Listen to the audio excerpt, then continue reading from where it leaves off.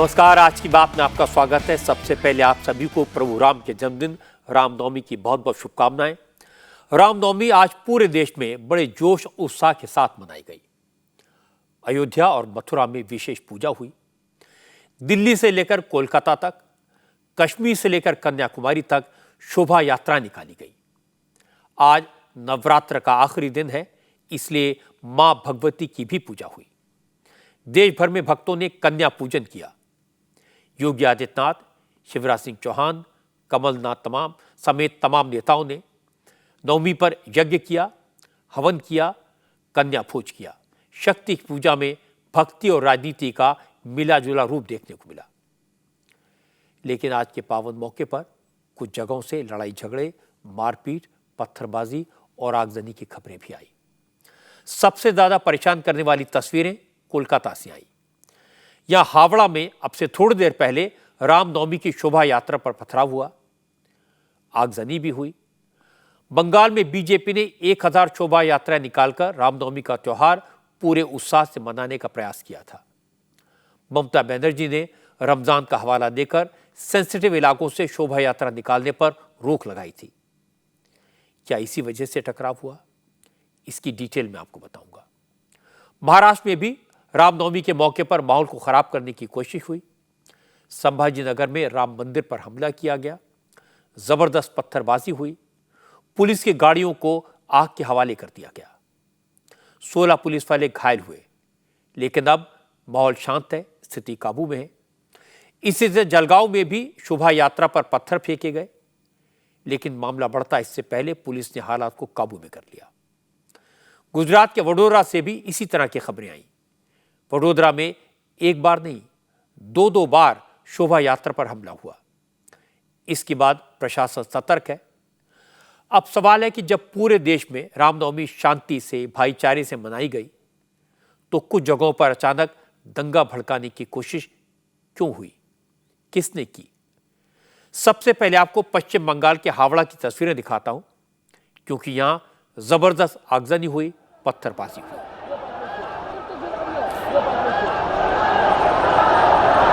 Building बंद है। हावड़ा में विश्व हिंदू परिषद समेत 4 संगठनों ने रामनवमी के दिन शोभा यात्रा निकालने का ऐलान किया था।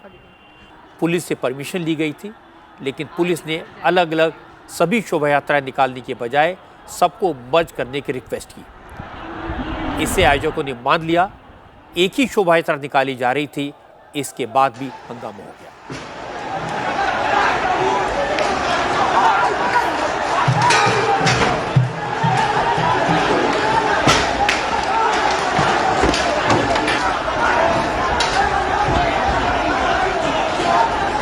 हावड़ा के शिवपुरी इलाके में जब शोभा यात्रा एक मस्जिद के पास से गुजर रही थी, उसी वक्त पथराव शुरू हुआ।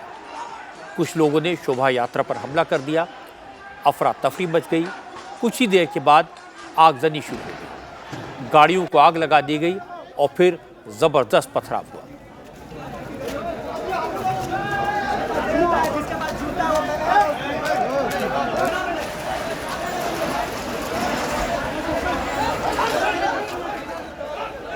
शोभा यात्रा में शामिल लोग घायल हो गए, इधर उधर भागने लगे।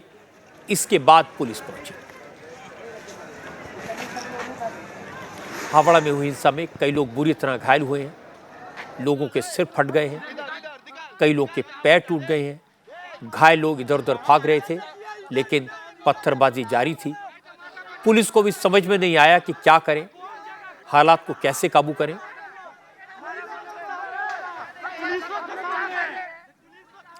थोड़ी देर पहले माहौल भक्ति वाला था, भजन बज रहे थे, जय श्री राम के नारे लग रहे थे, लेकिन कुछ ही मिनटों के बाद मंजर अचानक बदल गया। खौफनाक हालात बन गए, खून खराबा हो गया।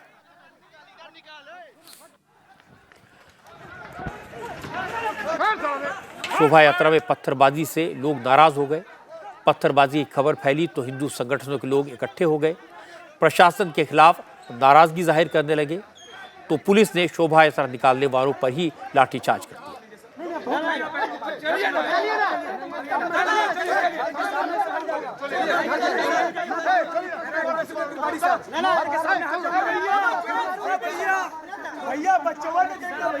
पुलिस ने भगवान राम के भक्तों को दौड़ा दौड़ा कर पीटा।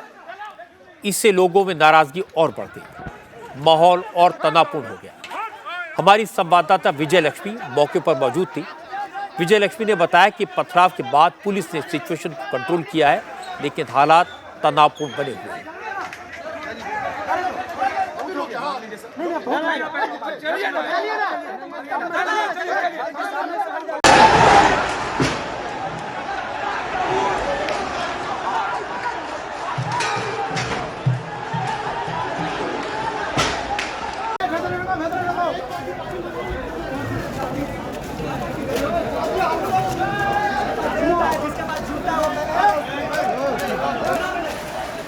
आज पश्चिम बंगाल के हावड़ा में रामनवमी के जुलूस के दौरान जो है हिंसक घटनाएं हुई और अभी देखिए यहाँ पर शिवपुर इलाका है ये हावड़ा का, जहाँ पर कई गाड़ियों को जो है वो जला दिया गया है और स्थिति जो है वो फिलहाल यहाँ पर काफी तनावपूर्वक बनी हुई है। रामनवमी का जुलूस जो है वो यहाँ से निकल रहा था, तभी दो गुटों के बीच में झड़प हुई और जिसमें कई गाड़ियों को आग लगा दी गई।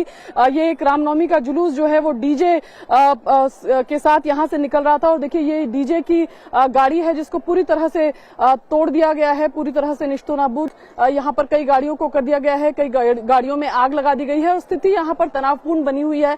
हालांकि पुलिस का बंदोबस्त यहाँ पर फिलहाल दिख रहा है, पुलिस यहाँ पर दिख रही है, लेकिन दोनों गुटों के बीच में जो झड़प हुई उसमें दोनों गुट एक दूसरे पर आरोप लगा रहे हैं और अभी फिलहाल स्थिति जो है वो तनावपूर्वक है। यहाँ पर तमाम आपको ये झंडे पड़े हुए दिख जाएंगे। विश्व हिंदू परिषद का ये जुलूस था, रामनवमी के दिन जो निकाला गया है। हावड़ा का शिवपुर इलाका है और ये डीजे है, डीजे पर रामनवमी का जुलूस जो है यहाँ से आगे बढ़ रहा था और इस इलाके से निकलते वक्त यहाँ पर जो है हिंसक झड़प दो गुटों के बीच में हुई है। कई लोग घायल हैं जिनको अस्पताल में ले जाया गया है और फिलहाल स्थिति यहाँ तनावपूर्ण बनी हुई है। रामनवमी पर बंगाल में हिंसा की आशंका पहले से थी। बीजेपी ने आज पूरे बंगाल में शोभा यात्रा निकालने का ऐलान किया था और मुख्यमंत्री ममता बनर्जी ने भी चेतावनी दी थी कि अगर कोई गड़बड़ी करेगा तो उसे छोड़ेंगे नहीं। आज की शोभा यात्रा अवनी मॉल से शुरू होकर हावड़ा मैदान तक जानी थी। शाम को 7:30 बजे के आसपास आरती होनी थी। शोभा यात्रा का रूट करीब 3 किलोमीटर लंबा था। पुलिस परमिशन और तय रूट पर शोभा यात्रा निकाले जाने के बाद भी चौड़ा बस्ती की तरफ से शोभा यात्रा पर पथराव किया गया। इस मोहल्ले में मुसलमानों की आबादी ज्यादा है। चश्मदीदों का कहना है कि शोभा यात्रा आराम से जा रही थी कि उस पर पथराव शुरू हो गया।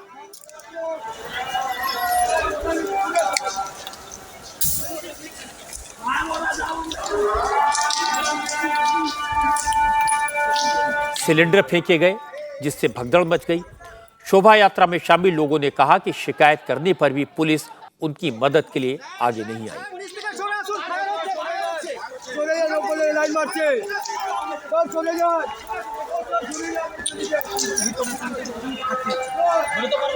सभी प्रशासन के आग्रह पे हम लोगों ने सारा ये शोभा यात्रा एक साथ मिलकर निकाला कि जिससे प्रशासन को असुविधा नहीं हो। आज हम लोगों ने पूरा एक साथ निकाल दिया कि कोई शांतिपूर्वक निकल रही है और आज के बाद फिर उन्होंने उपद्रव किया। क्या प्रॉब्लम है उनको? मैं बोल दिया अगर प्रशासन ने एक्शन नहीं लिया तो इसके बाद ईद है, रमजान है, हर दिन ऐसा कुछ ना कुछ होते रहेगा। प्रशासन को जितना केस देना होगा। हम लोग का रैली निकल रहा था, हम लोग मस्ती से जा रहे सब कोई, वहाँ पे अचानक क्या हुआ, ऊपर से पत्थर मारने लगा। तो हम लोग बोले हुआ क्या। हम लोग दौड़ के सामने गए तो वहाँ पे सिलेंडर मारा मैम, उसके बाद सिलेंडर फेंक रहा है मैम, बम मार रहा है मैम। वहाँ पर ही फिर सब भाग दौड़ होने लगा मैम कि अचानक सब कोई भाग गया मैम। पुलिस वाले लोग हम ही लोग को मार रहे मैम, घेर के हम लोग आदमी लोग को पूरा घेर के मार रहे मैम। हम लोग को कोई गलती नहीं है, वो हम ही लोग को घेर के मार रहे।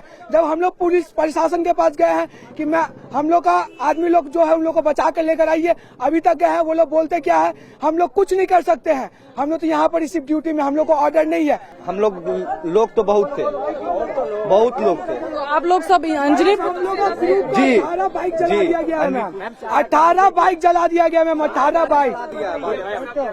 बाइक जलाया। किसने, कहाँ से जलाया गया, कहाँ से वो मैम वहाँ पर जो लोग फंसे हुए हैं वो लोग बोल रहे हैं कि उन लोग का बाइक जला दिया। ये भैया भी अपना तब से बाइक खोजने के लिए ही खड़े हैं। मैं पुलिस को जाके बोल रहा हूँ बाइक लेने जाना है, पुलिस बोले हम क्या कर सकते हैं यहाँ पे। पुलिस हम लोग लाठीचार्ज कर रहे हैं, पुलिस हम लोग के ऊपर।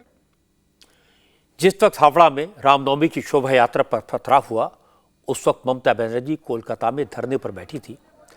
ममता बनर्जी ने कहा उन्होंने पुलिस अफसरों को साफ साफ निर्देश दिए थे कि सेंसिटिव इलाकों में शोभा यात्रा की परमिशन न दी जाए। परमिशन कैसे मिली, किसने दी, इसकी जांच होगी और वो दोषी अफसरों के खिलाफ एक्शन लेंगी। আমার ধর্ম একটাই, উন্নয়নের ধর্ম और मानविक धर्म। मेरा धर्म सिर्फ एक है, विकास का धर्म और इंसानियत का धर्म। आज जिन्होंने दंगा किया है, जो हमला किया है, मैं इस मामले में कोई बहाना नहीं सुनूंगी। पुलिस भी कई बार रियायत देती है। पुराने रिश्तों की वजह से मैं पुलिस को भी सीधा निर्देश दे रही हूँ, जो भी कानून तोड़ रहा है उसके खिलाफ सख्त एक्शन लीजिए। पुलिस को साफ संदेश दिया है मैंने कि आपने जो रूट निर्धारित किया है उसी रास्ते से जुलूस निकाले जाएं। अनऑथराइज्ड रूट पर कोई भी जुलूस नहीं निकलने दिया जाए। पुलिस को साफ साफ बोला था कि सेंसिटिव एरिया से रैली निकालने का परमिशन किसी को नहीं देना है। ऐसा परमिशन दिया गया, इसकी जांच करेंगे। अगर पुलिस ने गलत रास्ते से जाने की इजाजत दी होगी तो सख्त कार्रवाई होगी। मैं बहुत मानवता वाली हूँ, लेकिन जरूरत पड़ने पर बहुत रफ एंड टफ भी हूँ। ये समझ लीजिए, मैं दंगा करने वालों को पनाह नहीं देती हूँ। दंगाई मेरी नजर में देश विरोधी है। ममता बनर्जी ने बातें तो बहुत अच्छी की, लेकिन हावड़ा में हुई हिंसा के लिए सीधे सीधे बीजेपी और विश्व हिंदू परिषद को जिम्मेदार ठहराया। ममता ने कहा कि शोभा यात्रा निकालने वालों ने जानबूझकर रूट बदला, मुस्लिम मोहल्ले में शोभा यात्रा लेकर गए जिससे लोगों को भड़का सके। उन्होंने कहा कि जिस रास्ते पर जाने की परमिशन नहीं थी, शोभा यात्रा उधर से निकाली गई जिससे माहौल बिगाड़ा जा सके। तुम्हादेर मिছিল করতে কেউ বারণ করেনি। आपको जुलूस निकालने की, शोभा यात्रा निकालने की पूरी परमिशन है, लेकिन जुलूस में बुलडोजर ले जाने की परमिशन किसने दी? मैंने सुना है कि आज हावड़ा में बुलडोजर का इस्तेमाल किया गया था। उनको इतना दुस्साहस कैसे मिलता है? हम तुमको जवाब देंगे, मुंह तोड़ जवाब देंगे। तुम्हारा जो रूट तय किया गया था, वो रूट तुमने बदला कैसे? जिस रास्ते पर जाने की परमिशन नहीं थी, उस रास्ते पर कैसे गए? इसका मकसद एक समुदाय को धक्का देना, पथराव करना था। तुम याद रखो, तुम हमला भी करो और मामला भी खड़ा करो। तुम दोनों काम करना चाहते हो, हमला भी करना चाहते हो और मुद्दा भी बनाना चाहते हो। लेकिन याद रखो, जनता की अदालत में तुम्हारा ये मुकदमा टिकेगा नहीं। जनता की अदालत में आपके तर्क टिकने वाले नहीं, पराजय मिलेगी। आप देख सकते हैं 2 मिनट में ममता बनर्जी ने कैसे रुख बदला। शुरू में उन्होंने कहा कि अगर पुलिस वालों ने गलती की है, गलत जगह से परमिशन दे दी है, रूट गलत बता दिया है, सेंसिटिव इलाकों से निकाल दिया, तो उनके खिलाफ एक्शन करेंगी। लेकिन कुछ ही मिनट बाद ममता बनर्जी ने रुख बदला। ममता बनर्जी ने कहा कि ये बीजेपी वाले गड़बड़ करा रहे हैं, विश्व हिंदू परिषद वाले गड़बड़ कर रहे हैं। उन्होंने रूट बदला। असल में ममता बनर्जी बीजेपी के एग्रेसिव रुख से परेशान है। बीजेपी बंगाल में लगातार ममता को घेर रही है। आज बीजेपी ने हर जिले में शोभा यात्रा का आयोजन किया। बंगाल के हर जिले में बीजेपी के कार्यकर्ता सड़कों पर उतरे। शोभा यात्राओं के लिए जबरदस्त तैयारी की गई थी। कोलकाता के अलग अलग इलाकों में आज सिर्फ केसरिया झंडे और जय श्री राम का उद्घोष सुनाई दे रहा था। शुभेंदु अधिकारी से लेकर दिलीप घोष और राहुल सिन्हा जैसे दर्जनों नेता अपने अपने इलाकों में शोभा यात्राओं का नेतृत्व कर रहे थे।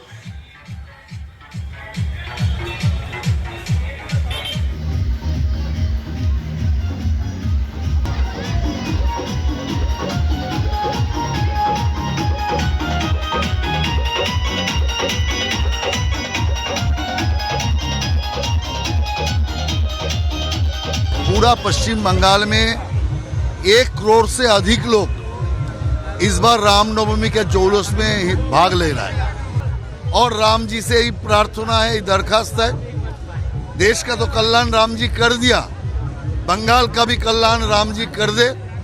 इसीलिए राम जी और दुर्गा माता के पास प्रार्थना ही है, जो बंगाल को डूबने से बचाए, बंगाल को रक्षा करे।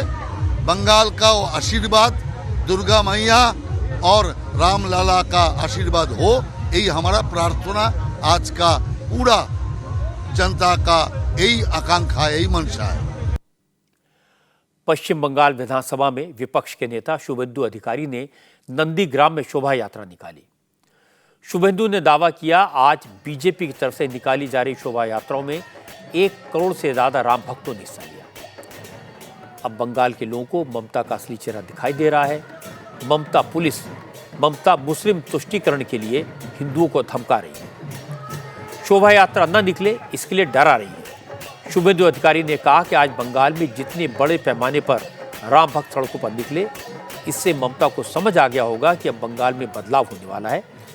इसीलिए ममता बौखला गई हैं और बीजेपी को गाली दे रही हैं।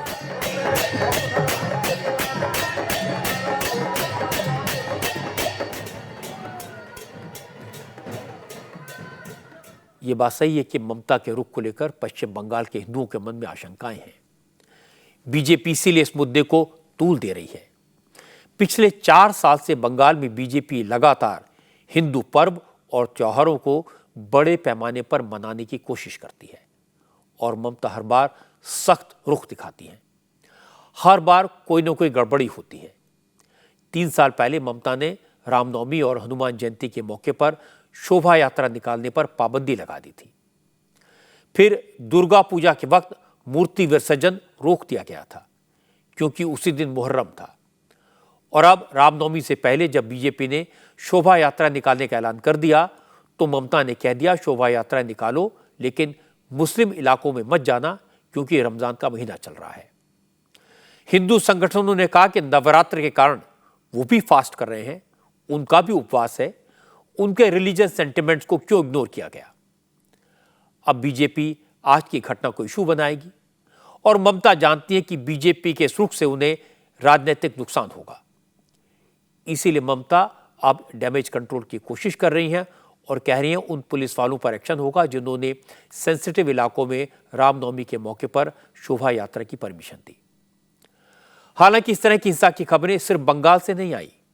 महाराष्ट्र के संभाजी नगर में भी रामनवमी से पहले कल आधी रात को राम मंदिर पर हमला हुआ। संभाजी नगर के किराटपुरा इलाके में कल आधी रात को हंगामा शुरू हुआ। पता यह लगा कि किराटपुरा के राम मंदिर में रामनवमी की तैयारियां हो रही थी। इसके आसपास मुस्लिम इलाका है। चूंकि तैयारी के सिलसिले में चहल पहल थी, लोग गाड़ियों से आ जा रहे थे, मंदिर से अनाउंसमेंट हो रहे थे। इसी बात पर दोनों समुदाय के लड़कों के बीच बहस होने लगी, फिर हाथापाई हुई और इसके बाद मुस्लिम इलाकों की तरफ से पत्थरबाजी शुरू हुई। लोगों ने बताया कि मंदिर पर पत्थरबाजी की गई और कुछ ही देर के बाद सैकड़ों लोग घरों से निकल आए, तोड़फोड़ करने लगे, गाड़ियों को आग लगाई गई, बम चलने लगे।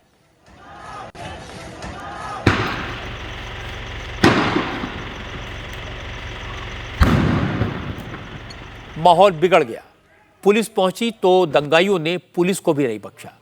पुलिस पर भी पत्थर फेंके गए, पुलिस की गाड़ी को आग के हवाले कर दिया गया। हमारे संवाददाता निर्णय कपूर ने बताया कि इस पथराव में 16 पुलिस वालों को चोटें आई। हालात इतने खराब हो गए कि भारी पुलिस फोर्स तैनात करनी पड़ी।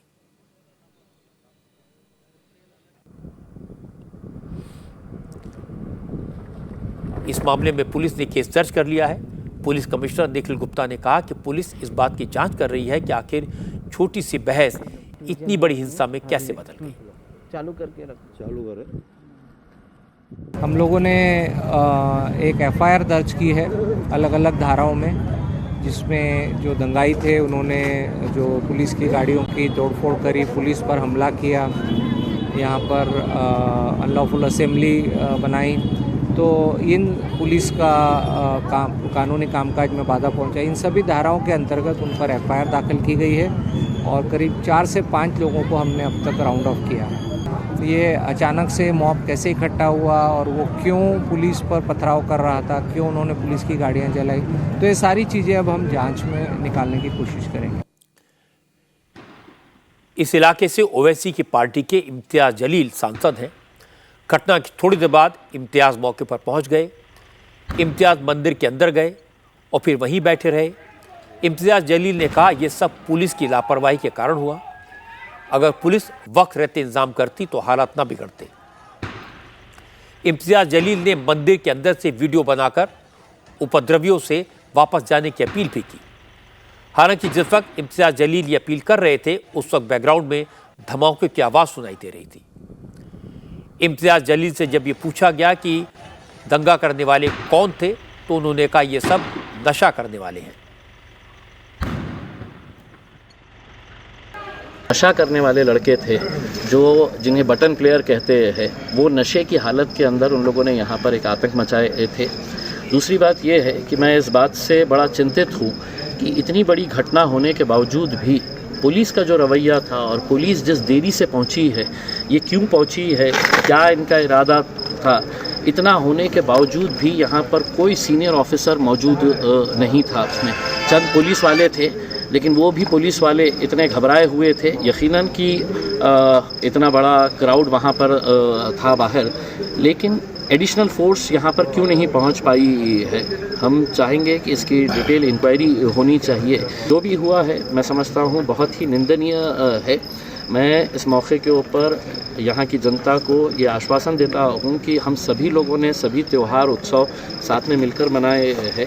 आज रामनवमी का उत्सव है, रामनवमी का त्यौहार भी हम सभी लोग साथ में मिलकर मनाएंगे। रमज़ान है और यकीनन पुलिस ने जिन जिन लोगों ने ऐसी हरकत की है उनके ऊपर कार्रवाई करनी चाहिए, क्योंकि चंद लोगों की वजह से अगर पूरे शहर का माहौल ख़राब होता है तो ये हम सिर्फ देख नहीं सकते हैं, उनके ऊपर कार्रवाई होनी चाहिए। मंदिर आप देखिएगा, राम मंदिर के अंदर कुछ नहीं हुआ है। राम मंदिर आप मेरे पीछे देख सकते हैं, राम मंदिर पूरी तरीके से सुरक्षित है। यहाँ पर कोई अंदर नहीं आया है। यहाँ पर जितने कर्मचारी हैं इनके साथ कुछ नहीं हुआ है, यहाँ पर अंदर आए ही नहीं है। और मैं पिछले 3 घंटे से यहाँ पर राम मंदिर के अंदर ही बैठा हुआ हूँ, ये ख्याल रखने के लिए कि मंदिर को किसी तरह का नुकसान नहीं होना चाहिए। इम्तियाज जमील ने पॉजिटिव बात की, हालात को सुधारने संभालने की कोशिश की, लेकिन जैसे ही संभाजी नगर में माहौल खराब होने की खबरें बाहर निकली तो विरोधी दलों ने इस पर सियासत शुरू कर दी। नाना पटोले ने इल्जाम लगा दिया कि संभाजी नगर में हिंसा के पीछे बीजेपी है। बीजेपी जानबूझकर जनता के मुद्दों से ध्यान भटकाने के लिए इस तरह की साजिश कर रही है। छत्रपति संभाजी नगर में जिस तरह से जो 2 गुटों में नहीं तो 2 धर्मों में वहाँ पे लड़ाई हुई है और इसमें बीजेपी का ही इन्वॉल्व है, क्योंकि आने वाले 2 तारीख को महाविकास आघाड़ी की वहाँ पे एक जाहिर सभा है, लाखों के तादाद में लोग वहाँ पे आएंगे और बीजेपी नहीं चाहती कि हमारा असली रूप, हमारा असली चेहरा सामने आए।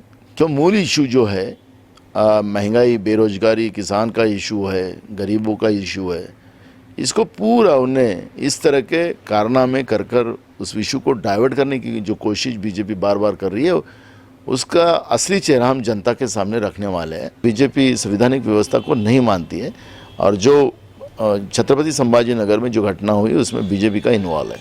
सरकार नहीं चाहती है, सरकार का दबाव प्रशासन पे है, ये बार बार हमने कई घटनाओं में देखा है। सरकार चाहती कि राज्य में इस तरह का तनाव बने रहे और अपनी पॉलिटिकल रोटियां सेकते रहे। नाना पटोले ने पॉलिटिकल रोटियां सेकी, इसमें बेरोजगारी, महंगाई सब कुछ घुसा दिया। लेकिन महाराष्ट्र के deputy chief minister Devendra Fadnavis ने कहा ये वक्त राजनीति करने का नहीं है। फडणवीस ने उन नेताओं से सोच समझकर बोलने की अपील की जो जानबूझकर लोगों को भड़काने वाले बयान दे रहे हैं। संभाजीनगरला घडलेली घटना, संभाजीनगर की घटना बहुत ही दुखद है। अभी वहां शांति बनाए रखने के लिए प्रयास जारी है, लेकिन कई लोगों की ये कोशिश है कि वहां भड़काऊ बयान दें जिससे माहौल और खराब हो। मेरा ये कहना है कि ऐसी परिस्थिति में नेताओं को कैसे और क्या बोलना चाहिए ये समझने की ज़रूरत है। इसलिए ऐसी स्थिति में कोई गलत बयानबाजी कर रहा है तो इससे बचे। सभी शांति बनाए रखें। अपने शहर में शांति बनाए रखने की जिम्मेदारी सभी नेताओं की है और अगर ऐसी स्थिति को भी अगर कोई राजनीतिक रंग देना चाहता है तो इससे ज्यादा दुर्भाग्यपूर्ण कुछ भी नहीं हो सकता है। उद्धव ठाकरे कैंप के लीडर संजय राउत ने भी संभाजी नगर में हुई घटना के लिए सरकार को जिम्मेदार ठहराया। नाना पटोले ने हिंसा के लिए बीजेपी को जिम्मेदार ठहराया था, लेकिन संजय राउत ने कहा कि संभाजी नगर में जो हुआ वो सब एकनाथ शिंदे की शिवसेना का किया धरा है। संजय राउत ने कहा कि फडणवीस महाराष्ट्र के होम मिनिस्टर हैं और होम मिनिस्टर को पता होना चाहिए इस घटना के पीछे डुप्लीकेट शिवसेना है। तनाव पैदा किया जा रहा है और उसके पीछे कौन है, ये इस राज्य के गृह मंत्री को पता होना चाहिए। ये सब कुछ कौन कर रहा है? ये शिवसेना नहीं कर रही है, शिवसेना में ओरिजिनल शिवसेना, डुप्लीकेट शिवसेना वाले काम कर रहे हैं। इसके बाद मुख्यमंत्री एकनाथ शिंदे ने भी रिएक्ट किया। शिंदे ने कहा उन्होंने डीजीपी और पुलिस कमिश्नर से बात की है। संभाजीनगर के हालात अब पूरी तरह काबू में हैं। शिंदे ने कहा दुख की बात है कि इस तरह की घटना हुई और लेकिन कुछ नेता उस पर सियासत कर रहे हैं। ये महाराष्ट्र के लोगों के लिए अच्छा नहीं है। मी पोलीस आयुक्त आणि डीजीपीशी बोललोय। सकाळीच ही पहाटेची घटना झालेली आहे आणि आता ते पूर्णपणे नियंत्रणात आहे। रामनवमी के मौके पर महाराष्ट्र के जलगांव में भी पथराव हुआ, हिंसा हुई। जलगांव में 2 शोभा यात्रा निकल रही थी। जब शोभा यात्रा एक मस्जिद के सामने से गुजरी तो कुछ लोगों ने विरोध जताया। कहा गया कि नमाज का वक्त है, इसलिए शोभा यात्रा में शामिल साउंड सिस्टम को बंद कर दिया जाए। लेकिन जुलूस में शामिल लोगों ने ऐसा करने से इनकार किया। इसी बात को लेकर विवाद शुरू हुआ और थोड़ी देर के बाद शोभा यात्रा पर हमला हो गया। पत्थरबाजी होने लगी, लोग लाठी डंडे लेकर निकल आए। इसके बाद सड़क पर गाड़ियों को निशाना बनाया गया, दुकानों में तोड़फोड़ हुई। हालांकि जलगांव में पुलिस ने फौरन एक्शन लिया, भारी फोर्स मौके पर पहुंच गई। पुलिस ने सीसीटीवी फुटेज देखकर कई लोगों को गिरफ्तार किया। जब एक डिंडी निकल रही थी उसी टाइम गाने बजाने के मुद्दे पे 2 गटों में भिड़न हो गई थी। उस भिड़न के बाद पुलिस वारदात की जगह पे जल्दी से जल्दी पहुंची और अपनी कार्रवाई शुरू कर दी। पुलिस ने पूरी तरह से पारदी गांव में शांतता बनाई हुई है। उसके बाद जैसे ही मौका मिलते ही पुलिस ने अरेस्ट शुरू कर दिया और अब तक हमने 56 लोगों को अरेस्ट कर दिया है। हमने सीसीटीवी फुटेज देख के जो आइडेंटिफाई हो रहे थे उसी तरह से मॉब में जो भी एग्रेसिव पार्टी था उसमें से ज़्यादा अरेस्ट करने में आए हैं। 2 गटों में जो भी एग्रेसिव पार्टी था उस पर ज़्यादा से ज़्यादा कार्रवाई की गई है और शांति बनाई हुई है। गुजरात के वडोदरा शहर के फतेहपुरा इलाके में भी आज हिंसा हुई। विश्व हिंदू परिषद ने रामनवमी के मौके पर शोभा यात्रा निकालने का ऐलान किया था। सुबह से इसकी तैयारी हो रही थी। जैसे ही शोभा यात्रा शुरू हुई उसके थोड़ी देर बाद पथराव हुआ। लोग इधर उधर भागने लगे, रथ यात्रा रुक गई। क्योंकि पुलिस तैनात थी इसलिए मामले को शांत करा दिया गया। उस वक्त हालात ठीक हो गए, लेकिन शाम के वक्त जब शोभा यात्रा दोबारा शुरू हुई तो एक बार फिर शोभा यात्रा पर पूरी प्लानिंग के साथ हमला किया। चारों तरफ से घेरकर शोभा यात्रा में शामिल लोगों पर पथराव किया गया। गाड़ियों में तोड़फोड़ की गई, आग लगाने की कोशिश हुई, हालात बिगड़ गए। पुलिस मौजूद थी लेकिन पुलिस को भी हालात पर काबू पाना मुश्किल हो गया क्योंकि हमला करने वाले गलियों में छुपे थे। पुलिस ने एक गली में दंगाइयों का पीछा किया तो दूसरी गली से पथराव शुरू हो गया। काफी देर के बाद हालात काबू में आए।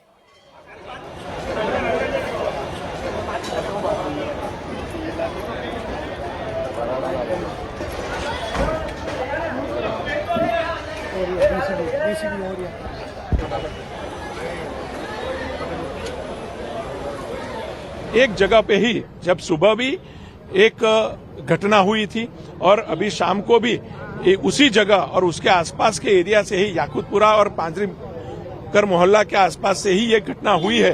तब मैंने खुद पुलिस कमिश्नर से बात की, यहाँ के पीआई से बात की है और यहाँ पे परिस्थिति अभी कंट्रोल में भी है। पूरे शहर के अंदर अलग अलग जगह पे यात्रा निकल भी रही है और शांति से पसार भी हो रही है। एक अच्छा धार्मिक वातावरण को बिगाड़ने का प्रयत्न जो यहाँ से हुआ था, पुलिस डिपार्टमेंट अपनी कार्रवाई कर रही है। यहाँ से जिन्होंने ये पत्थर मारा की घटना हुई है और ये जो घटना हुई है वो तो उसी जगह से 1-2 लोगों को अरेस्ट भी किया गया है और उनके आधार पर नए नाम खुलने पर उनको भी अरेस्ट किया जाएगा। ये जो घटना हुई थी तो कुछ लोगों ने 1-2 पत्थर डाल के ही वापस चले गए थे और क्या होता है जो ये तूफानी तत्व होते हैं वो सिर्फ 1-2 पत्थर डाल के निकल जाते हैं, बाद में जो नागरिक होते हैं वो अंदर अंदर झगड़ते रहते हैं। हालांकि पूरे इलाके में पुलिस मौजूद है। 10 लोगों को हिरासत में लिया गया है। सीसीटीवी फुटेज की जांच की जा रही है। पुलिस का कहना है कि हिंसा करने वाले एक शख्स की पहचान करके कानूनी कार्रवाई की जाएगी। रामनवमी का दिन वडोदरा वासियों के लिए काफ़ी भारी पड़ा है। आज 2 हिंसा की जो वारदातें हैं वो हुई हैं वडोदरा में। सुबह पांजरीकर मोहल्ले के पास बुधड़ी झापा रोड पे और उसके बाद शाम को यहाँ खुम्बारवाड़ा में जो मेन रोड से निकलता है शोभा यात्रा उस पे भी उसके दौरान भी पथराव हुआ है। यहाँ इस मस्जिद के आसपास भी पहले पथराव हुआ बताया जा रहा है और उसके बाद फिर इन गलियों में भी पथराव शुरू हो गया। यहाँ पे आप देख सकते हैं ये जो टूटी हुई जो लारियाँ हैं यहाँ गिरी हुई, ये इसकी गवाही दे रहे हैं। और इधर अगर आप सड़क पे देखें तो सड़क पे आपको चारों तरफ ये पत्थर जो हैं ये दिखाई देंगे। यहाँ आप देखिए ये इतने बड़े बड़े जो पत्थर हैं वो एक दूसरे पर फेंके गए। यहाँ पे अगर आप देखें पूरी इस गली में जितना भी हम आगे जा सकते हैं आपको दिखाएंगे। यहाँ पे देखिए सब जगह ये पत्थर है। ये जो स्लैब का ये पत्थर है, इन्हीं पत्थरों से इंजरी भी हुई है। फ़िलहाल पूरे इलाके को पुलिस ने एक तरह से अपने कब्ज़े में ले लिया है। यहाँ पर आप देखिए पुलिस की एक दो जो बाइक्स हैं उनको भी नुकसान पहुँचा है। इस तरह से रास्ते में पड़े हुए जो व्हीकल्स हैं उनको भी नुकसान पहुँचा है। कुछ दुकानों के जो साइन बोर्ड्स हैं उनको भी तोड़ दिया गया। लेकिन ये जो पूरा इलाका है यहाँ इस 4 रास्ते तक, ये जो यहाँ पे आपको दिख रहा है कुम्हारवाड़ा 4 रास्ता, इस 4 रास्ते तक पूरी जो धमाल है वो चलती रही और उसके बाद फिर आगे यात्रा को तेज़ी से आगे निकाल दिया गया पुलिस द्वारा। और यहाँ अगर आप देखें अभी भी पुलिस की मौजूदगी है। हालांकि अब थोड़ा थोड़ा ट्रैफिक जो है उसको खोला गया है। गुजरात और महाराष्ट्र में तो उपद्रवी अपनी साजिश में कामयाब हो गए, लेकिन दिल्ली में पुलिस की सख्ती और शोभा यात्रा निकालने वाले लोगों की समझदारी के कारण यात्रा भी निकली और माहौल भी खराब नहीं हुआ। दिल्ली में हिंदू संगठनों ने जहांगीरपुरी इलाके में रामनवमी की शोभा यात्रा निकालने की तैयारी की थी। कार्यकर्ता सुबह सुबह पहुंच गए थे। प्लान ये था कि रामलीला मैदान से लेकर 5 किलोमीटर तक शोभा यात्रा निकाली जाएगी, लेकिन पुलिस ने जहांगीरपुरी में रामनवमी का जुलूस निकालने की परमिशन नहीं दी, क्योंकि पिछले साल हनुमान जयंती के मौके पर इस इलाके में जबरदस्त हिंसा हुई थी। शोभा यात्रा पर पथराव किया गया था, इसलिए इस बार पुलिस ने एहतियात के तौर पर ऑर्गेनाइजर्स से कहा कि इस इलाके में शोभा यात्रा न निकालें। लेकिन लोकल लोगों ने पुलिस से गुजारिश की कि वो रामलीला मैदान से SBI चौक तक यानी करीब 200 मीटर सिंबॉलिक रूप में शोभा यात्रा निकालेंगे, पुलिस की गाइडलाइंस को फॉलो करेंगे।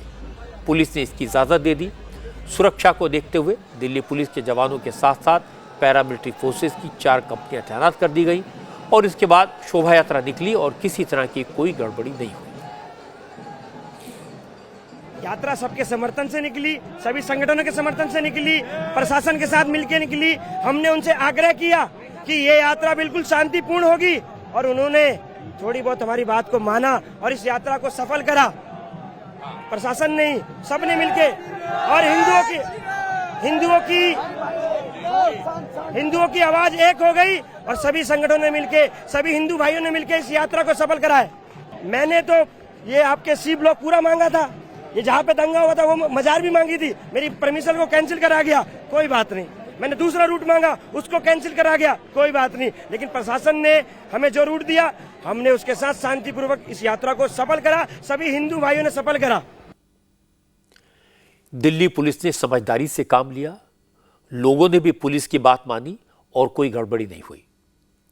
लेकिन सवाल है कि पश्चिम बंगाल, महाराष्ट्र और गुजरात के उन इलाकों में हिंसा क्यों हुई जो मुस्लिम बहुल है, जहां पर मुसलमान मेजॉरिटी में रहते हैं। जब हर साल इन इलाकों से शोभा यात्राएं शांतिपूर्ण तरीके से निकलती हैं, तो इस बार हमला क्यों हुआ? क्या कोई साजिश थी? क्या कोई प्लानिंग थी? इसके पीछे कौन लोग हैं? उनके इरादे क्या हैं? इसकी पूरी जांच होनी चाहिए, क्योंकि आज रामनवमी को हिंदू संगठनों की शोभा यात्राओं पर पथराव किया गया। रमजान का मौका है, ईद आने वाली है। अगर इस मुबारक मौके पर भी गड़बड़ी हुई तो देश का माहौल बिगड़ेगा। इसलिए पुलिस को जल्दी से जल्दी माहौल खराब करने वालों को पकड़कर सख्त एक्शन लेना चाहिए, क्योंकि इस तरह के लोग किसी मजहब को नहीं मानते। ये लोग समाज के दुश्मन हैं, देश की शांति के लिए खतरा है। इसलिए ऐसे लोगों के खिलाफ उसी तरह के एक्शन की जरूरत है जैसा उत्तर प्रदेश में लिया गया। यूपी में भी पहले रामनवमी, हनुमान जयंती, दुर्गा पूजा और मुहर्रम जैसे मौक़ों पर हंगामा होता था, लेकिन आज पूरे उत्तर प्रदेश में हजारों शोभा यात्राएं निकली और कहीं से भी एक भी पत्थर चलने की खबर नहीं आई। जिस वक्त महाराष्ट्र और पश्चिम बंगाल में हंगामा हो रहा था, उस वक्त योगी आदित्यनाथ गोरखपुर में निश्चिंत होकर मां भगवती की पूजा कर रहे थे और अयोध्या में लाखों भक्त रामलला के दर्शन कर रहे थे। भगवान राम की जन्मभूमि अयोध्या में रामनवमी के मौके पर खासा उत्साह दिखाई दिया। रामलला के मंदिर को खास तौर पर फूलों से सजाया गया था। राम दरबार में दर्शन करने के लिए पूरे देश से आज बड़ी संख्या में भक्त पहुंचे, लेकिन कहीं कोई अफरा तफरी नहीं थी। मंदिर के आसपास टीवी स्क्रीन लगे हैं जिन पर रामलला की पूजा की तस्वीरें लाइव दिखाई जा रही थी। इसी तरह राम जन्मभूमि तीर्थ क्षेत्र ट्रस्ट की तरफ से रामलला के ऑनलाइन दर्शन का इंतजाम किया गया था। रामलला की आरती और पूजन की तस्वीरों को यूट्यूब और सोशल मीडिया के दूसरे प्लेटफॉर्म पर लाइव दिखाया जा रहा था। इसलिए आज पूरे देश में भक्तों ने भगवान राम के बाल रूप के दर्शन किए। ये जो तस्वीरें आप देख रहे हैं वो रामलला की दोपहर की आरती की तस्वीरें हैं। आज रामलला का खास तौर पर हरे रंग के वस्त्र पहनाए गए थे। इससे पहले जब सुबह मंगला आरती की गई, उस वक्त रामलला को सुनहरे पीले वस्त्र पहनाए गए थे। फूलों से जय श्री राम लिखा गया था। आज अयोध्या में उत्सव जैसा माहौल है। हजारों भक्त पहुंचे हैं। सरयू के तट पर सुबह से भक्तों की भारी भीड़ दिखाई दी। चूंकि प्रशासन को अंदाजा था रामनवमी के दिन भक्तों की संख्या ज्यादा होगी, हजारों लोग सरयू में डुबकी लगाकर ही रामलला के दर्शन करने जाएंगे। इसलिए सरयू के घाट पर भी सुरक्षा के इंतजाम किए गए थे। सरयू में लाइफ गार्ड्स को तैनात कर दिया गया था। रामनवमी के मौके पर मथुरा में भी श्रद्धालुओं में जबरदस्त जोश दिखा। मथुरा वैसे तो भगवान कृष्ण की नगरी है, लेकिन रामनवमी के मौके पर पूरा मथुरा राममय दिखा। जगह जगह शोभा यात्रा निकाली गई। मंदिरों में विशेष पूजा अर्चना हुई। कृष्ण जन्मभूमि मंदिर पर श्री कृष्ण का मर्यादा पुरुषोत्तम श्री राम के स्वरूप में श्रृंगार किया गया। नवरात्र से पहले दिन इस मंदिर में रामचरितमानस का जो अखंड पाठ चल रहा था, आज उसका समापन हुआ। मथुरा में ही नहीं बल्कि वृंदावन में भी रामनवमी के मौके पर विशेष कार्यक्रम हुए। शोभा यात्रा निकाली गई। देश के अलग अलग हिस्सों से बड़ी तादाद में श्रद्धालु यहां पहुंचे थे। रामनवमी के मौके पर यूपी के मुख्यमंत्री और गोरक्षपीठ के पीठाधीश्वर योगी आदित्यनाथ ने भी पूरी तरह से भक्ति का रंग दिखाया। योगी ने मां भगवती के 9 स्वरूपों की प्रति 9 कन्याओं का पूजन करके नवरात्र आराधना पूरी की। मंत्रोच्चार के बीच करीब 1 घंटे तक चली पूजा में उन्होंने 9 कन्याओं और एक बटुक भैरव के पांव धोकर उन्हें अपने हाथ से भोजन कराया। हालांकि योगी आदित्यनाथ ने 9 कन्याओं और एक भैरव के ही पैर धोए, लेकिन आज गोरक्षपीठ में उनकी मौजूदगी में 101 कन्याओं और 20 बटुक भैरवों को भोजन कराया गया।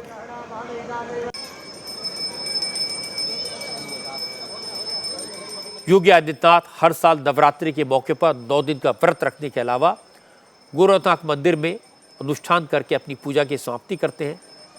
कन्याओं को दक्षिणा देने के बाद योगी ने कहा कि सनातन धर्म में महिला शक्ति को पूज्य माना गया है। बेटियों को देवी का स्वरूप माना गया है। रामनवमी का पर्व हमें अपनी संस्कृति और परंपराओं की याद दिलाता है। योगी ने कहा, यह जरूरी है हम अपनी संस्कृति का पालन करें, परंपराओं को निभाएं, लेकिन धर्म को महज पूजा तक ही सीमित नहीं रखना चाहिए। यह भी ख्याल रखा जाना चाहिए कि धर्म हमें अपने कर्तव्यों की भी याद दिलाता है। योगी आदित्यनाथ कल शाम ही लखनऊ से गोरखपुर आ गए थे। रामनवमी के दिन आज सुबह 4 बजे ब्रह्म मुहूर्त में योगी ने श्री दुर्गा सप्तशती का पाठ किया। मंदिर में देवी के 9वें स्वरूप सिद्धिदात्री की पूजा अर्चना की। इसके बाद कन्या पूजन का कार्यक्रम हुआ। मोदी ने कहा, इस बार पूरे उत्तर प्रदेश में रामनवमी धूमधाम से मनाई जा रही है। आज भारत दुनिया को वसुधैव कुटुंबकम के मंत्र की याद दिला रहा है। मध्य प्रदेश के मुख्यमंत्री शिवराज सिंह चौहान ने भी आज भोपाल में अपने घर पर पूरे विधि विधान से कन्या पूजन किया। शिवराज सिंह ने अपनी पत्नी साधना सिंह के साथ 9 कन्याओं के पैर धोए, कन्याओं को टीका किया। आरती की, भोजन कराया और सभी को उपहार देकर विदा किया। शिवराज ने कहा, आज के दिन तो हर कोई बेटियों की पूजा करता है, लेकिन ध्यान रखना चाहिए कि बेटियों का ख्याल पूरे साल रखा जाए, क्योंकि बेटियां खुश रहेंगी, बेटियां आगे बढ़ेंगी, तभी देश तरक्की करेगा। मध्य प्रदेश के पूर्व मुख्यमंत्री कमलनाथ ने भी आज सिद्धिदात्री मां की पूजा की और इसके बाद कन्या पूजन किया, उन्हें भोजन कराया। कमलनाथ कांग्रेस के उन गिने चुने नेताओं में से हैं जो हिंदू त्योहारों को पूरे जोश से मनाते हैं, फिर वो चाहे रामनवमी हो या हनुमान जयंती।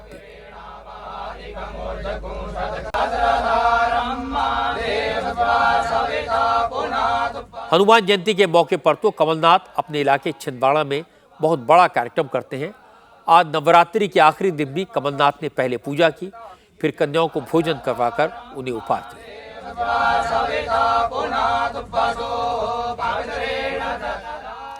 सनातन परंपरा में नवरात्रि का व्रत कन्या पूजन के बिना अधूरा माना जाता है। नवरात्रि में मां दुर्गा के 9 स्वरूपों की पूजा के दौरान अष्टमी और नवमी के दिन कन्याओं को देवी मानकर उनकी पूजा की जाती है। ये धार्मिक आस्था, ये लोक मान्यता इस बात का परिचायक है कि सनातन परंपरा में नारी का कितना सम्मान है, उसे कितना पूजनीय माना गया है। बस आवश्यकता इस बात की है कि नारी का ये मान सम्मान सिर्फ अष्टमी नवमी तक सीमित न रहे। हमारा समाज हर दिन हर पल नारी शक्ति का सम्मान करना सीखे। रामनवमी के मौके पर सबसे अच्छी तस्वीरें श्रीनगर से आई। श्रीनगर में बिना किसी डर के, बिना किसी भय के, बिना किसी आशंका के लोगों ने खुलकर रामनवमी का त्योहार मनाया। श्रीनगर की सड़कों पर आज जय श्री राम और हरे रामा हरे कृष्णा की गूंज सुनाई दी।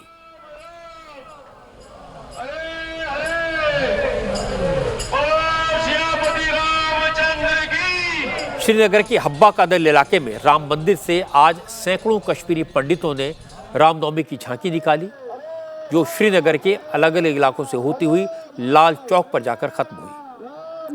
विशेष बात यह रही कि इस शोभा यात्रा में बड़ी संख्या में लोकल लोगों ने भी हिस्सा लिया। शोभा यात्रा का आयोजन इस्कॉन की तरफ से किया गया था। इस्कॉन से जुड़े लोगों का कहना है कि पिछले कुछ वर्षों में कश्मीर में हालात बेहतर हुए हैं। अब रामनवमी और कृष्ण जन्माष्टमी पर बिना किसी डर के शोभा यात्रा निकलने लगी है और लोकल लोग भी इसमें शामिल होते हैं।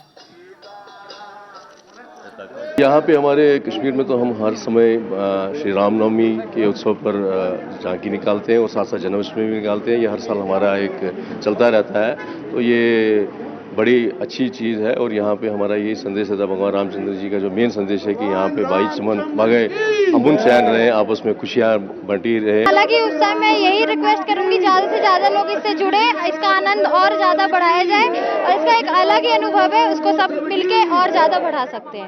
आज तो ठीक है हालात, जब मिल्टन सिंह बहुत पीक पर थी उस वक्त निकाला यहाँ प्रभु जी ने झांकी, उस वक्त सबों ने साथ दिया इसके साथ। कितने लोग पीछे पीछे। तो क्या मांगेंगे, आज बड़ा दिन है? बस कश्मीर के लिए सुख शांति सबके लिए। कश्मीर से आई ये तस्वीर देखकर आपको भी अच्छा लगा होगा। ये तस्वीरें कश्मीर में बदले हालात का सबूत हैं। कुछ दिन पहले हमने देखा था जम्मू कश्मीर में मां शारदा का नया मंदिर बना। मंदिर के लिए जमीन मुस्लिम भाइयों ने दी, मंदिर बनाने में मुस्लिम परिवारों ने मदद की और मंदिर में देवी मूर्ति की प्राण प्रतिष्ठा में भी मुस्लिम भाई बहन बड़ी संख्या में शामिल हुए। आज रामनवमी के मौके पर निकली शोभा यात्रा में भी श्रीनगर के मुस्लिम शरीक हुए। ये कश्मीरियत है, ये इंसानियत है, ये हिंदुस्तान की गंगा जमनी तहजीब है। जिन इलाकों में आज शोभा यात्राओं पर बम फेंके गए, पत्थर फेंके गए, उन इलाके के लोगों को अब कश्मीर के लोगों से सबक सीखना चाहिए। कैसे मिलजुल कर त्योहार मनाए जाते हैं, ये समझना चाहिए। रामनवमी पर इंदौर से बुरी खबर आई। इंदौर में एक बड़ा हादसा हो गया जिसमें 14 लोगों की मौत हो गई। इंदौर के बेलेश्वर झूलेलाल मंदिर में रामनवमी के मौके पर बड़ा कार्यक्रम हो रहा था। मंदिर के भीतर ही एक कुआं है, कुएं पर छत डालकर उसे ढक दिया गया था। लोग कुएं की छत पर बैठकर हवन पूजन कर रहे थे। छत गिर गई और करीब 40 लोग 50 फीट गहरे कुएं में गिर गए। कुएं में पानी भी था। जैसे ही हादसा हुआ तो अफरा तफरी मच गई। रेस्क्यू टीम को बुलाया गया, लेकिन मंदिर के अंदर हादसा हुआ था, इसलिए बड़ी मशीनों के जरिए रेस्क्यू ऑपरेशन होना संभव नहीं था। लोगों को निकालने में देरी हुई। 19 लोगों को तो मंदिर में मौजूद लोगों ने रस्सियों के सहारे निकाला, लेकिन इस हादसे में 14 लोगों की मौत हो गई। मंदिर में रेस्क्यू का काम अभी भी चल रहा है। कुछ लोगों के अभी भी फंसे होने की आशंका है। प्रधानमंत्री नरेंद्र मोदी ने घटना पर दुख जताया। मध्य प्रदेश सरकार ने मरने वालों को 5 लाख रुपए और घायलों को 50,000 रुपए मुआवजा देने का ऐलान किया। इस दुर्भाग्यपूर्ण घटना में जिन्हें हम बचा नहीं पाए, उन सब परिवारों के साथ सरकार पूरी संवेदनशीलता के साथ खड़ी है। हम जो हमारे भाई बहन नहीं रहे, उनके परिवारों को 5 लाख रुपए की राशि, राहत की राशि देंगे। जो घायल हैं उनको 50-50 हजार रुपया हम अलग से दे रहे हैं। संपूर्ण इलाज की व्यवस्था निःशुल्क अलग से की जाएगी, और भी अगर उपाय करने की आवश्यकता होगी तो हम करेंगे। दुख की इस घड़ी में हम पीड़ित परिवारों के साथ हैं। ये घटना दिल दुखाने वाली है। रामनवमी के मौके पर जिन परिवारों पर दुखों का पहाड़ टूटा है, जिन परिवारों ने अपनों को खोया है, सरकार को उनकी हर संभव मदद करनी चाहिए। रामनवमी के मौके पर हरिद्वार से अच्छी खबर आई। यहां स्वामी रामदेव ने अपने करीब 100 शिष्यों को आज संन्यास दीक्षा दी। इस कार्यक्रम में संघ प्रमुख मोहन भागवत भी शामिल हुए। इसके बाद शाम को पतंजलि विश्वविद्यालय का उद्घाटन किया गया। पतंजलि विश्वविद्यालय के उद्घाटन के मौके पर अमित शाह मौजूद थे। अमित शाह, स्वामी रामदेव, आचार्य बालकृष्ण ने पहले हवन किया और फिर इसके बाद पतंजलि विश्वविद्यालय का उद्घाटन हुआ। इस मौके पर अमित शाह ने कहा, अगले साल रामनवमी से पहले ही अयोध्या में भव्य राम मंदिर बन जाएगा। अमित शाह ने स्वामी रामदेव के कामों की तारीफ की। कहा कि स्वामी रामदेव सनातन की सेवा तो कर ही रहे हैं, इसके अलावा उन्होंने योग, आयुर्वेद और स्वदेशी के विकास के साथ साथ शिक्षा के क्षेत्र में जो काम किया है वो दूसरों को प्रेरणा देगा। योग, आयुर्वेद और स्वदेशी, ये तीनों क्षेत्र के अंदर बाबा रामदेव ने विगत 25 साल के अंदर अभूतपूर्व योगदान दिया है। कोई इंस्टीट्यूशन, कोई संस्था जो योगदान न कर पाए, वो अकेले बाबा ने अपने साथियों के साथ। योग, आयुर्वेद और स्वदेशी के आंदोलन के साथ साथ बाबा ने अब शिक्षा पर भी ध्यान दिया है, जिसका मुझे बहुत आनंद है। आज यहां पर भारतीय शिक्षा बोर्ड, पतंजलि गुरुकुलम, आचार्य कुलम और पतंजलि विश्वविद्यालय के माध्यम से मूल भारतीय परंपरा से हमारे चीर पुरातन ज्ञान को एक नई ऊर्जा मिलने जा रही है। इसका मुझे बहुत बहुत आनंद है। इस कार्यक्रम से पहले आज सुबह स्वामी रामदेव ने हरिद्वार में 100 युवाओं को संन्यास की दीक्षा दी। हर की पैड़ी के पास वीआईपी घाट पर एक कार्यक्रम आयोजित किया गया था, जिसमें 60 लड़कों और 40 लड़कियों को संन्यास दीक्षा और 500 लोगों को ब्रह्मचर्य दीक्षा दी गई। स्वामी रामदेव के पतंजलि योगपीठ की तरफ से आयोजित ये संन्यास दीक्षा का दूसरा कार्यक्रम है। विशेष बात यह है कि जिन लोगों का आज संन्यास दीक्षा दी गई, वो पिछले कई साल से पतंजलि योगपीठ में पढ़ाई कर रहे थे। इसमें भारत ही नहीं, कुछ दूसरे देशों के नौजवान भी शामिल हैं। स्वामी रामदेव ने कहा कि युवा अवस्था में ही दुनिया की सुख सुविधाओं का त्याग करके संन्यास लेना बहुत बड़ा काम है, और खास बात यह है कि ये सभी लोग धर्म, सेवा और कर्तव्य पूरा करने में सबसे आगे हैं। यह हमारे बालक है और 5-5, 10-10 वर्षों से इन्होंने तपस्या की है और गृहस्थ में तो 1-2 बच्चे होते हैं तो बहुत खुशियाँ होती हैं लोगों को। आज हम 200 से भी ज़्यादा बालकों के सन्यासी पिता हो रहे हैं। माँ की भी भूमिका निभानी है, पिता की भी भूमिका निभानी है, गुरु की भूमिका भी निभानी है। तो ये दायित्व बोध है, ये कर्तव्य बोध है कि भरी जमाने में सारे संसार के सुख सुविधाएं, विलासिताएं, आकर्षण, प्रलोभन उनको लात मार करके, उनको छोड़ करके, कंप्लीट डिटैचमेंट करके संसार से और गुरु में, भगवान में अपना जीवन अर्पित किया है जिन बेटों ने, जिन बेटियों ने, आप देख रही हैं। इसमें तो कोई संदेह नहीं कि स्वामी रामदेव ने योग और आयुर्वेद के प्रचार प्रसार के लिए सराहनीय काम किया। अब उन्होंने एजुकेशन के लिए एक बड़ा प्लान बनाया है। अच्छी बात है कि शिक्षा का काम, विश्वविद्यालय की योजना स्वामी रामदेव के लिए कोई कमर्शियल प्रोजेक्ट नहीं है। वो अपने बाकी बिजनेस से जो कमाएंगे उसका एक बड़ा हिस्सा युवाओं को आधुनिक और वैदिक शिक्षा देने में करेंगे। स्वामी रामदेव इन सारे कामों को संभालने के लिए सन्यासियों की एक बड़ी फौज तैयार कर रहे हैं। आज जिन 100 युवाओं को सन्यास की दीक्षा दी गई वो इसी प्रोसेस का हिस्सा है। धर्म और सेवा के लिए जो लोग अपना सुख दुख त्याग कर सन्यासी बने हैं, मैं उनकी प्रशंसा करना चाहता हूं और भविष्य के लिए उन्हें शुभकामनाएं देना चाहता हूं। आज राहुल गांधी और कांग्रेस की मुश्किल थोड़ी बढ़ गई। राहुल गांधी को कोर्ट से मिली सजा और लोकसभा की मेंबरशिप खत्म होने के मामले में जर्मनी की सरकार ने रिएक्ट किया। जर्मनी के विदेश मंत्रालय की प्रवक्ता ने कहा कि राहुल गांधी को मिली सजा और उनकी मेंबरशिप रद्द होने पर जर्मनी की नजर है और जर्मनी ये उम्मीद करता है कि राहुल गांधी के मामले में लोकतांत्रिक मूल्यों और नियमों का पालन होगा। हमने भारत के विपक्षी नेता राहुल गांधी के खिलाफ पहले आए अदालत के फैसले और उनकी संसद सदस्यता खत्म किए जाने का संज्ञान लिया है। हमारी जानकारी के मुताबिक श्री राहुल गांधी के पास इस सजा के खिलाफ अपील का अधिकार है। इसके बाद ही पता चलेगा कि उनके खिलाफ आए फैसले और उनकी सदस्यता खत्म किए जाने का कोई आधार है क्या। हम उम्मीद करते हैं कि राहुल गांधी के मामले में भी न्यायिक स्वतंत्रता के मानक और लोकतंत्र के बुनियादी उसूलों को लागू किया जाएगा। जैसे ही जर्मनी के विदेश मंत्रालय का यह बयान आया, तुरंत बाद कांग्रेस के सीनियर नेता दिग्विजय सिंह ने जर्मनी की गवर्नमेंट को थैंक यू कहा।